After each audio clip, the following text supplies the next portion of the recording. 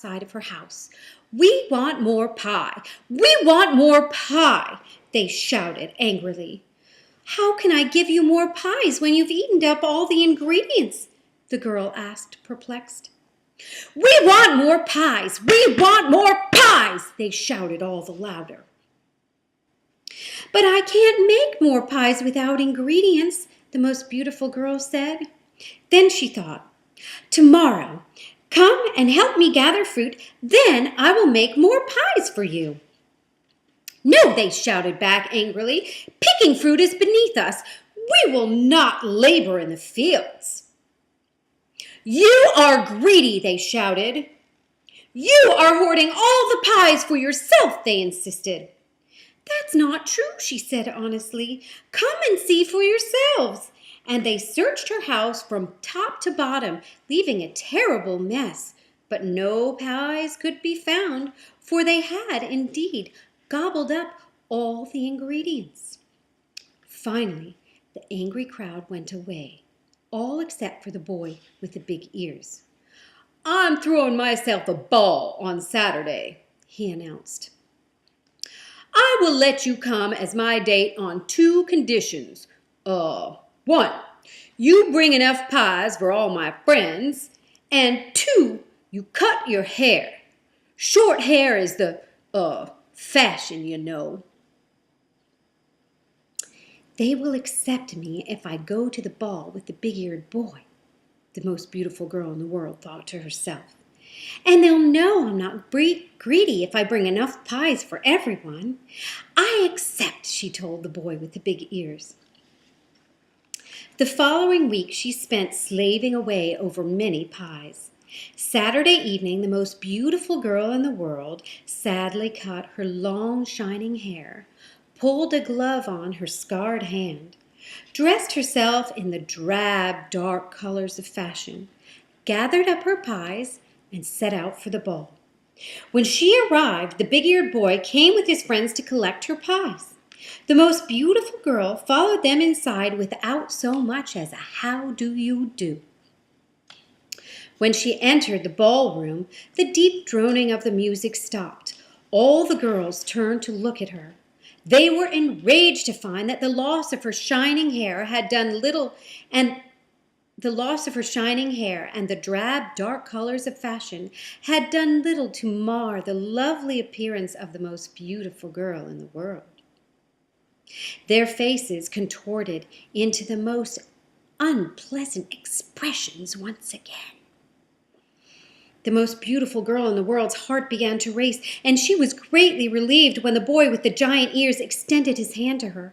She reached back. In one motion, he clenched her arm, ripped off the glove, and held up her hand for all to see. "Look, look," he shouted, "defective from birth. Here's the scar to prove it." Her peers turned into a mob that dragged the most beautiful girl in the world out into the street. They called her defective. They spit on her. They pulled the rings her father had given her off of her hands and ripped the earrings from her ears. "We had no father to give us gifts," they screamed, "so we have the right to take yours." Finally, they produced a black shroud. It had only the smallest hole for her to see through. "The sun itself should not be made to see your skin," they spat. "Not just a glove, but a shroud. Cover yourself, cover yourself. The sight of you offends." The most beautiful girl in the world stayed huddled beneath her shroud until the voices faded away. Then one voice broke the silence. "Did you think I would take you to the ball? All I wanted were your pies for my friends," the boy hissed. And through the hole, she could see his huge ears glowing red in the dark. The most beautiful girl in the world despaired. "I am defective," she thought to herself, "unworthy of life. I will do away with myself."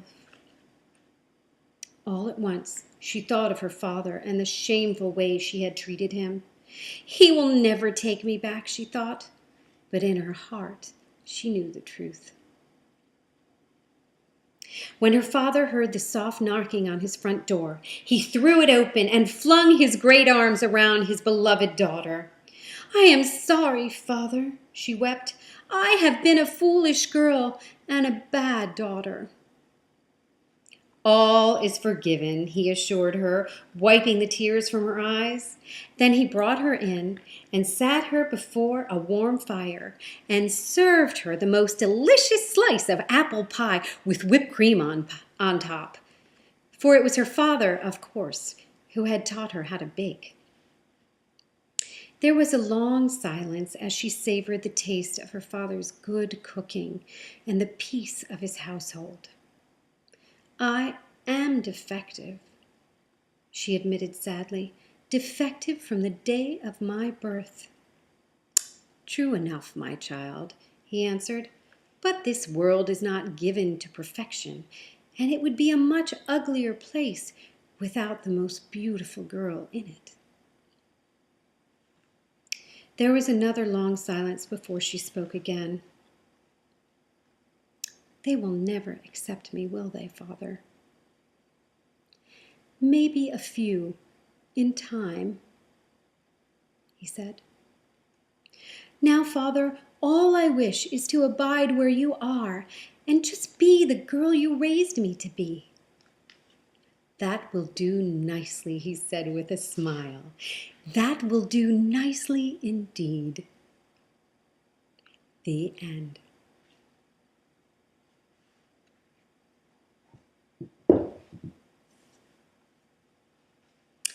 The moral of this story is awareness of one's own imperfections in a world community where perfection is as uncommon as a herd of unicorns is no cause for suicide.